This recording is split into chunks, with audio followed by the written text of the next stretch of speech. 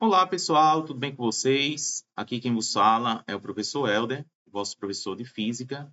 E nesta videoaula de hoje, nós estamos aqui com exercícios relativos ao conteúdo de cinemática, né? Que é a parte da física que estuda o movimento dos corpos, sem se preocupar com a causa do movimento em si. Bom, então, muitas dessas questões que nós veremos agora são questões que caíram na avaliação e que serve aí para estudo, né? Todos que irão assistir esse vídeo podem aí tirar suas dúvidas, né? E aprender um pouco mais sobre essa área aqui da cinemática, tá bom?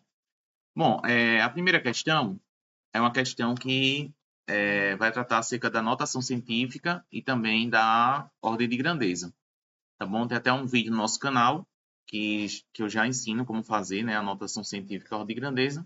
Mas nessa questão diz o seguinte, ó, passe os números abaixo para a notação científica e determine a ordem de grandeza, né, a ordem de grandeza de cada um. Logo após, verifique qual a sequência correta das respostas, né? E tem as alternativas na questão que a gente fez, de prova, né? Mas aqui a gente vai fazer cada uma e já vai ter a resposta aqui, né? Bom, como é que a gente faz para colocar em notação científica? A gente sabe que esse número da frente, que a gente chama de mantissa, o coeficiente, tem que estar entre 1 e 10, né?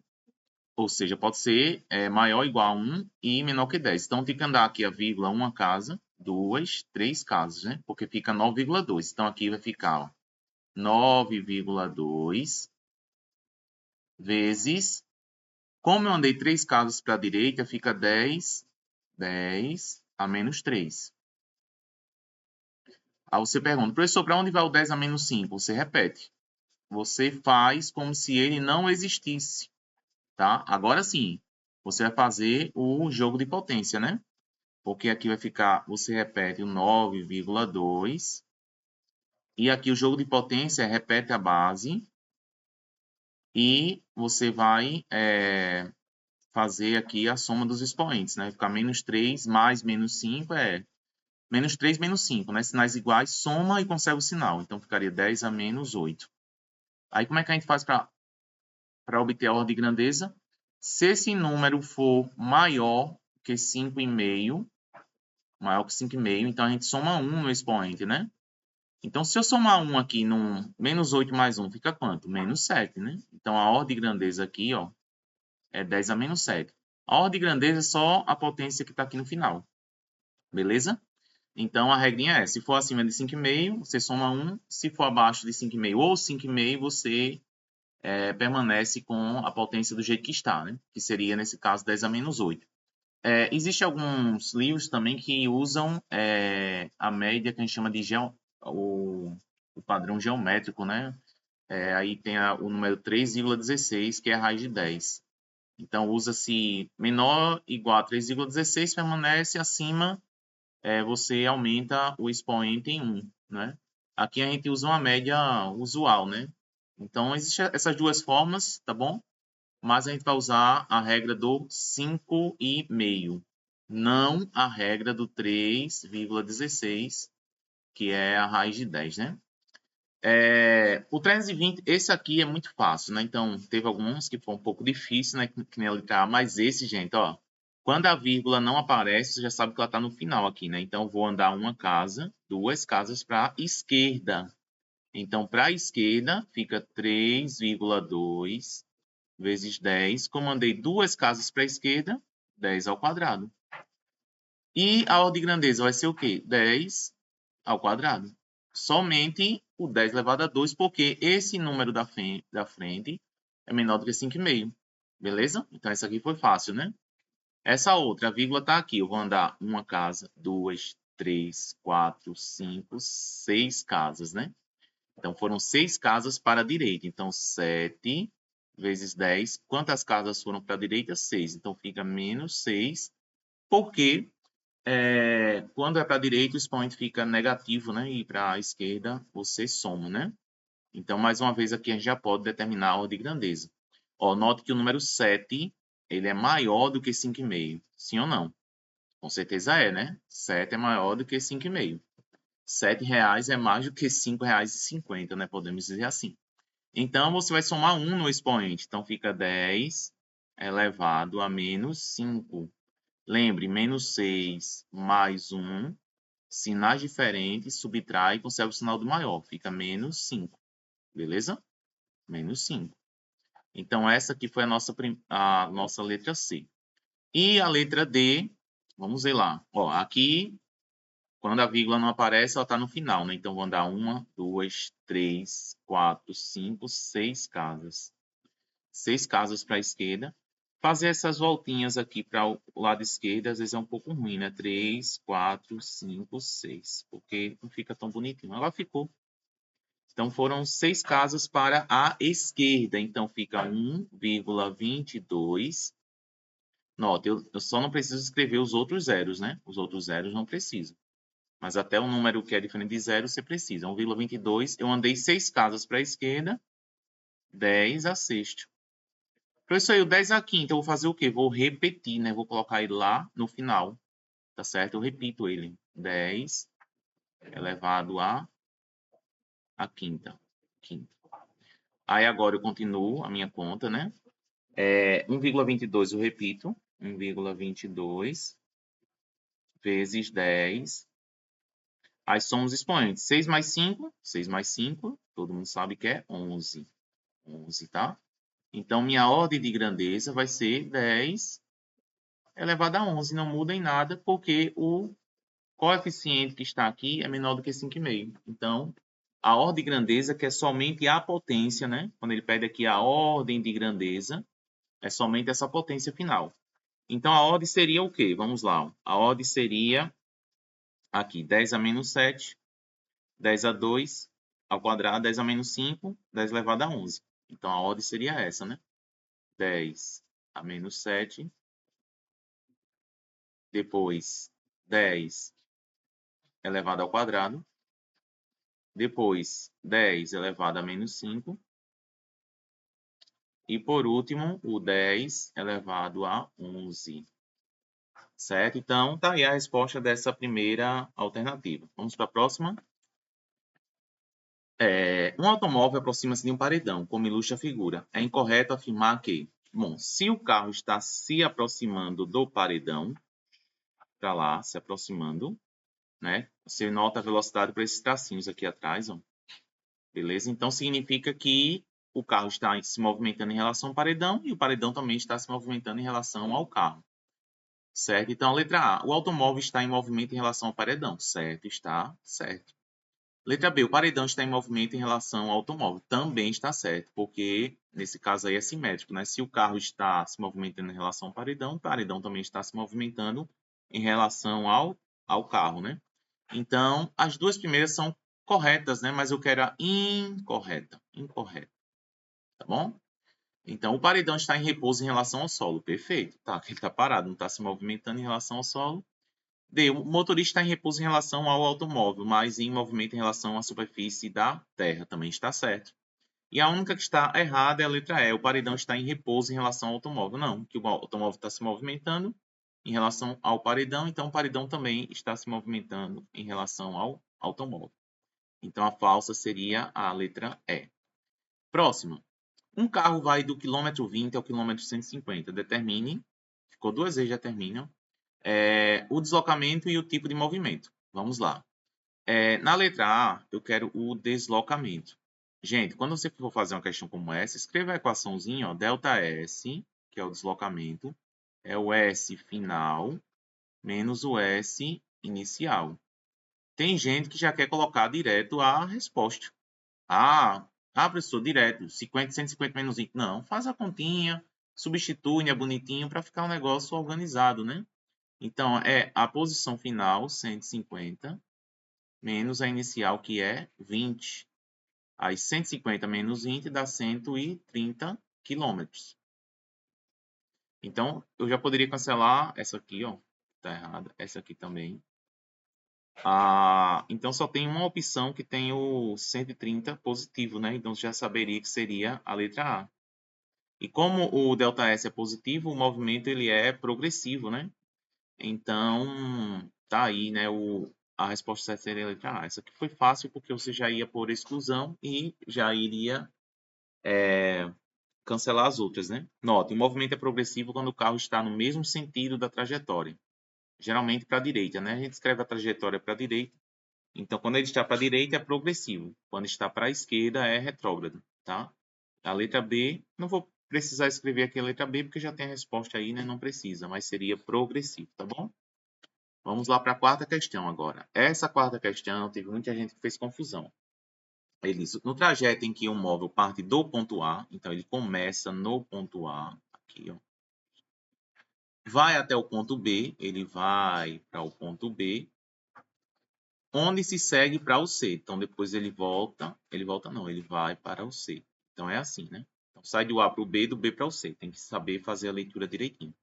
Então, determine o deslocamento de A a B. Ó, como eu quero o deslocamento de A para B, a gente pode escrever assim, ó, delta S, e colocar o índice aqui embaixo, ó, AB, porque é o deslocamento de A para B. O que é que a gente aprendeu sobre deslocamento? Sempre é o final menos inicial. Quem é o final? O B, menos 300. Menos 300. Quem é o inicial? Então, tem menos, não é? O inicial que é menos 100. Por que tem dois valores de menos? O menos aqui é o menos da fórmula, né? Que é ΔS é o S final menos o inicial.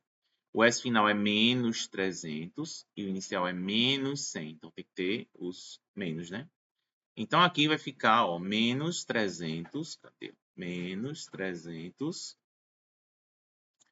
Menos com menos aqui, ó. Menos com menos fica mais, né? Mais 100.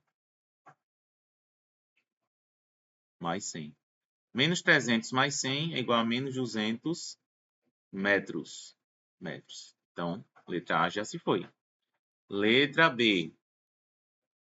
Eu quero o deslocamento de A para C. Deslocamento ΔS de A para C. Ó, os índices aqui, ó, AC. Vai ser o final, que é o 200. É só você olhar aqui, ó, o ponto C está no 200. O final é 200. Tá bom? Menos o inicial, que ele estava no 100. Menos 100. Aí, mais uma vez, ó, menos 100 dá mais, né? Então, é 200 mais 100. 200 mais 100 vai ficar 300 metros. Então, veja como a letra A e a letra B já mudou totalmente a conta, né? E na letra C, ele quer a distância percorrida entre A e C. Bom, quando se fala em distância percorrida, eu tenho que considerar todo o percurso. Então, a distância percorrida, distância a gente usa D, eu tenho que olhar o percurso de A para B e depois de B para C. A gente já viu que de A para B aqui, ele percorreu 200 metros, né? Claro, você está vendo que o valor aqui está negativo. No ΔS, você usa o valor que é negativo mesmo, sem problema. Mas, na distância percorrida, não faz sentido usar o ΔS, mas sim o valor ΔS negativo, né? Você tem que usar sempre positivo, tá bom? Porque a distância percorrida não tem sentido físico se for menos, né? Você, por exemplo, você não vai. Na minha casa, daqui para minha casa tem menos 100 metros. Não faz sentido colocar o menos, né? Em distância percorrida. Agora, em deslocamento, sim, porque o deslocamento é o quanto você variou a sua posição. Entendeu? Então, é diferente, né? E agora, ó, aí note. De A para B, ele andou 200 metros. É só você notificar o seguinte, ó, se você sair daqui e andar aqui, você anda 100. Daqui para cá, mais 100. 200. Então, de A para B foi para 200, né? De B até C, conte cada tracinho desse aqui, ó. 100, 200, 300, 400, 500. Então, 200 mais 500. 200 mais 500 é 700 metros. Então, essa aqui seria assim que você deveria fazer, tá bom? Tem gente que já quer colocar simplesmente o resultado, só o resultado. Na física não funciona assim, não. Só o resultado. Não. Faça a equação bonitinho, porque você vai fazendo as coisas organizadas, a probabilidade de você errar é bem menos, né? Próxima questão, a questão 5. Diz assim, uma estrada de 648 quilômetros, deixa eu passar um tracinho embaixo aqui que vai ser importante para nós, de extensão, nos leva de uma cidade A para uma cidade B, para outra cidade B. Uma família saiu de carro da cidade A exatamente às 8 horas da manhã. Pelo caminho pararam 2 vezes, 15 minutos para abastecer e depois 45 minutos para um lanchinho. Finalmente, às 5 horas da tarde, né? 5 horas, chegaram às 17 horas e saiu às 8 horas. Chegaram à cidade B. Determine a velocidade média, escalar média. Então, a velocidade média é igual... Olha como a gente tem que escrever bonitinho. Ó, ΔS, a formulazinha é essa, sobre ΔT. O ΔS já é a distância que ele percorreu, né? Que é 648 km. 648. E o ΔT vai ser o T final, 17, menos o T inicial, que é 8, que foi o horário que ele saiu. Então, fica 648 sobre 17 menos 8 dá 9. Então, você vai dizer, professor, mas ele parou 15 minutos, depois mais 45 minutos. Tem que descontar isso aí? Não. Imagine que fosse descontar toda vez que ele parasse em algum momento. Então, quantas vezes ele parou em algum sinal, ou quantas vezes ele parou por causa de algum quebra-mola, por algum congestionamento. Então, no cálculo da velocidade média, a gente não considera os tempos de parada, certo? Somente o tempo inicial e o final. Agora vamos dividir, ó, 648 dividido por 9. Né? Fazer a continha aqui, ó. 6 não dá para dividir por 9, eu faço 64. 64 por 9 dá 7. E 7 vezes 9, 63. 64 menos 63, 1. Aí agora desce o 8. 18 sobre 9 é 2. 2 vezes 9, 18. 18 menos 18, 0, 0, 0. O resto foi 0. Então, a resposta é 72. Vou puxar uma setinha aqui, ó. Então, a velocidade média é 72 km por hora. Então, tá aqui a minha resposta final, né? 72 km por hora. Beleza? E para finalizar, última questão bônus aí, ó. Calcula a velocidade de um móvel que se desloca por uma avenida, passando pela posição 10 metros aos 5 segundos e de 131 metros aos 16 segundos. Aí aqui já tem as alternativas, né? Mais uma vez aqui, eu posso até usar esse espaço aqui, ó. Velocidade média é igual a ΔS, delta, sobre ΔT. Toda vez que você vê o delta aqui, né, significa uma variação. Outra coisa importante, você não use T maiúsculo não, porque T maiúsculo geralmente a gente usa para a temperatura, tá, na física. Então, você usa aqui, ó, T minúsculo, delta T. Aí você vai fazer delta S, vai ser a posição final dele, ó, 131, menos a inicial. Ele estava na posição 10 e foi para a posição 131. Então, fica 131 menos 10. E embaixo vai ser o ΔT.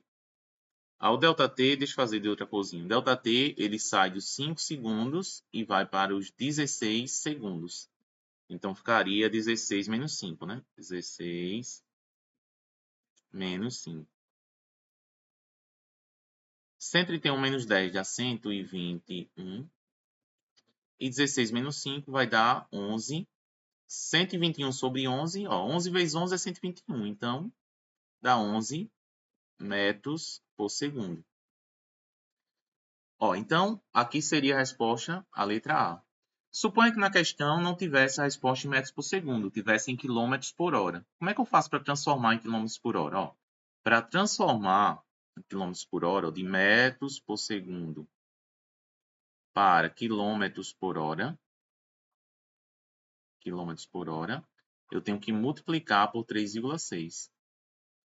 Então, era só o resultado final eu multiplicar por 3,6 e achar o resultado em quilômetros por hora. Mas aqui não pede, já está em metro por segundo, fica mais fácil, né? Então é isso, pessoal. Essa é a nossa videoaula de exercícios sobre a cinemática. Espero que vocês tenham gostado do vídeo e que tenham aprendido bastante, tá bom? Até a próxima. Valeu!